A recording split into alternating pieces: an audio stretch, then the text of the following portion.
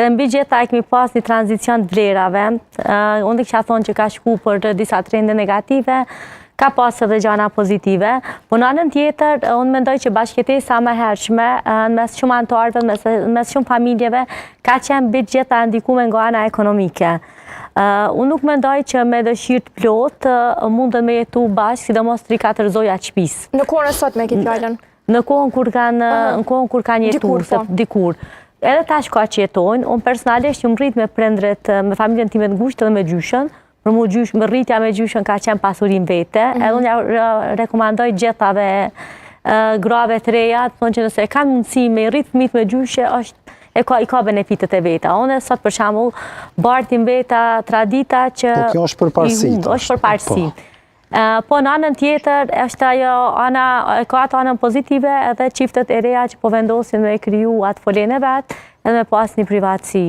A beson që detyrimisht janë konë detyrume për shembull me nejt me një shtëpi 4 zonja që thotë? Përpara po unë po flasun e bleti ma herët zipim tha mu tha ti tha e ke zonë ta kohën e para luftës, okej, tash e kam zonë pak se i kam veç 35 vjet, po me atë sa kujtojone kanë qenë kushtet e tilla, kemi qenë në okupim, ka pas më pak mundësi pune. Të ardhurat kryesisht kanë qenë nga bujqësia ose nga tregtia, në atë kohë nga kontrabanda, tregtia kontrabanduese, nuk është që ka pas ekonomi zhvillume që ka pas sot, kemi qenë me sistem paralel. Njerëzit kanë qenë detyruar, pak të në kohën që kumë rrion. Po edhe nëse shohim ka pikpamje antropologjike, na tash ma herët kemi qenë një kulturë ma kolektiviste. Ka qenë edhe faktori kulturor.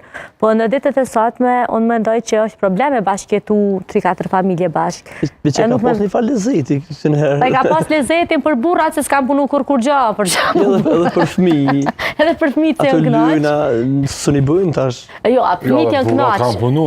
Burrat kanë punu kryesisht në fushë, po ka punë të shtëpisë, janë konë punë që s'kam përfundu korë. Më kujtu një, burrat në një e lozin ku vendojnë, pika të që vjen. Se nga gratë rojnë, bravo e këzo. Gratë dimërverë, burrat vishverës.